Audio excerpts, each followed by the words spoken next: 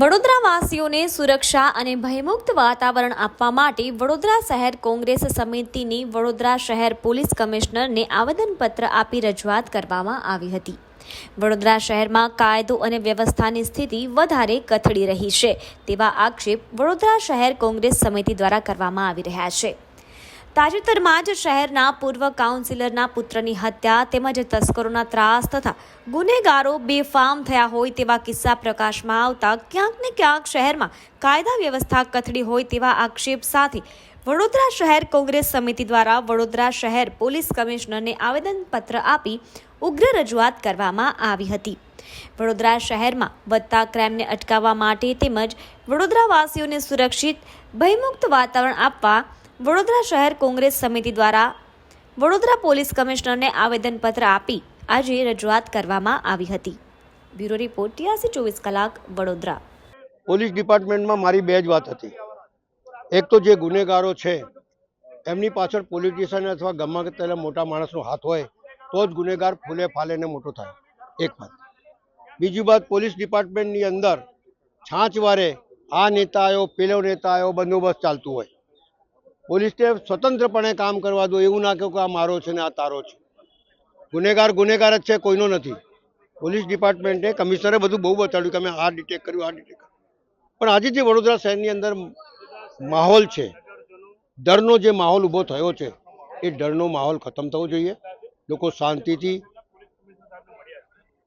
ફરી શકે, બિના ખોફ ફરી શકે, લોકો આપણે પોતાના, અને આ શહેર એવો શહેર છે જેની અંદર ભલભલા ઓફિસરો આવ્યા છે, PK દત્તા જેવા આવ્યા છે, સુરેલિયા આવ્યા છે, સિંઘ આવ્યા છે, બધા બહુ ઓફિસરો આવ્યા છે। ગુનેગાર પોલીસ સ્ટેશનમાં જતા ગભરાતો હતો, એમની એન્ટ્રી પડે તો ગુનેગાર ઘર અહીંયાથી ખાલી કરીને બહારગામ જતો રહે, એવા ઓફિસરો બી જોયા છે। પણ એમને નબળા કર્યા કોણ? આ પોલીસ ઓફિસર બી એવા છે, અને એમને નબળા કોણ કર્યા? એ પોલિટિશિયન જ કરતા રહે છે। આ નેતા એનું બંદોબસ્ત કરે, પેલો નેતા એનો, આ મારો માણસ છે આ તારો માણસ છે, આ બંધ થવું જોઈએ। અને શહેરના નગરજનો સારી રીતે ઉત્સાહ અને ઉમંગથી આ શહેરમાં ફરી શકે, કોઈ ખોફ વગર ફરી શકે એવું વાતાવરણ પેદા કરો। સંસ્કારી નગરી વડોદરા શહેરમાં જે દિવસે દિવસે કાયદો અને વ્યવસ્થાની પરિસ્થિતિ કથળતી રહી છે તે સંદર્ભે ચિંતા હતી, અને ચિંતા માટે વડોદરાના પોલીસ કમિશનર સાહેબને કોંગ્રેસ પક્ષ રજૂઆત કરવા આવ્યું હતું। અને આ ચિંતા વડોદરાની પ્રજાને છે। ગુજરાતીમાં આપણે કહેવત સાંભળી છે કે ઘોડા છૂટ્યા પછી તબેલે તાળા ના બંધ થાય, પણ એવો ઘાટ વડોદરામાં થઈ રહ્યો છે। આજે ખુલ્લેઆમ મર્ડર, ખુલ્લેઆમ હત્યા થતી હોય, અને ત્યાર પછી જે વડોદરા પોલીસ હોય કે કોર્પોરેશન હોય, તમે જે દબાણો છે એ દબાણોનો દૂર કરવા નીકળ્યા, સારી વાત છે। તો અત્યાર સુધી કોર્પોરેશનના સત્તાધીશો ઊંઘતા હતા, આ દબાણો તમને આજે જોવા મળ્યા। આજે વડોદરામાં જે ચોરીના બનાવો, લૂંટના બનાવો, અને હવે તો હત્યાના બનાવો, એટલે વડોદરાની પ્રજામાં એક ડરનો માહોલ ઊભો થયો છે, અને એના માટે અમે અહીંયા રજૂઆત કરવા આવ્યા। આજે કોઈ મા બાપે પોતાના છોકરાને ગુમાવવો પડે, જે ગુનેગારો હોય છે એ ગુનેગારોનો કોઈ ધર્મ નથી હોતો, અસામાજિક તત્વોનો કોઈ ધર્મ નથી હોતો, પણ શું આ અસામાજિક તત્વો રાતોરાત પેદા થયા છે? આ અસામાજિક તત્વોનું પાલન પોષણ કરનારા કોણ? વડોદરા શહેરમાં 26 પોલીસ સ્ટેશન છે, એમાંથી કારેલીબાગ પોલીસ સ્ટેશનમાં ખુલ્લેઆમ જે દારૂ જુગારના અડ્ડા ચાલે છે।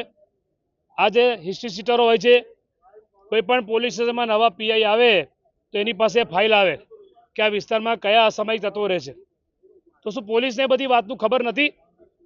રાતોરાત આવા ગુનેગારો પેદા થાય છે, તો પોલીસે પણ કેટલાકનું પાલન પોષણ કર્યું હોય માટે આવા બનાવો દિન દાડે બનવા મળ્યા છે। ચોરી લૂંટફાટના બનાવો તો હતા, સાથે સાથે હવે આજે હત્યાના બનાવ બન્યા છે। આ તમામ બાબતોને લઈને ચિંતા હતી, અને માટે વડોદરા પોલીસ કમિશનરને મળવા આવ્યા। પોલીસ કમિશનર સાહેબે જણાવ્યું કે ઇન્કવાયરી પેન્ડિંગ છે અને એની ઇન્કવાયરી ચાલી રહી છે। અમારી પાસે માહિતી છે કે પોલીસ કર્મચારીઓ પણ આમાં સંડોવાયેલા છે, અને પોલીસના જાપ્તામાં થઈને જ્યારે કોઈ હત્યાનો બનાવ બની જાય તો આના માટે એ લોકો એટલા જવાબદાર થાય છે। આજે વડોદરા શહેરના જે ક્રાઇમ બ્રાન્ચના જે બહાદુર મિત્રો છે, જે ક્રાઇમ બ્રાન્ચ વડોદરામાં ભાજપનો કોઈ મોટો નેતા આવે તો કોંગ્રેસ પાર્ટીના આગેવાનોને રાતોરાત પકડી લેવાના, કોંગ્રેસ પાર્ટીના આગેવાનોને ઘરે પહોંચી જવાનું। અમારી બધી માહિતી હોય ક્રાઇમ બ્રાન્ચ પાસે, તો તો આવા હિસ્ટ્રી સીટરો જે ગુનેગારો છે એમની માહિતી ક્રાઇમ બ્રાન્ચ પાસે નથી. એ ક્રાઇમ બ્રાન્ચના બહાદુર ઓફિસરો જે કોંગ્રેસને રજૂઆત કરતા રોકે છે, વિરોધ કરતા રોકે છે, અમને પકડી લો છો, તો આવા ગુનેગારોને કેમ નથી પકડતા? હજુ પણ કહું છું કે ગુનેગાર અને અસામાજિક તત્વોનો કોઈ ધર્મ નથી હોતો, પરંતુ આવા લોકોને જે પાલન પોષણ કરનારા તે લોકો છે એમને પણ સામે એમના ચહેરા લાવવા જોઈએ અને કડક રજૂઆત કોંગ્રેસ પાર્ટીએ કરી છે અને આ બાબતે પોલીસ કમિશનર સાહેબે બાંયધરી આપી છે અને આગામી દિવસોમાં આવા જે પણ ગુનેગારો વડોદરા શહેરમાં હોય એમની સામે પગલાં લેવામાં આવે એવી અમે રજૂઆત પણ કરી છે.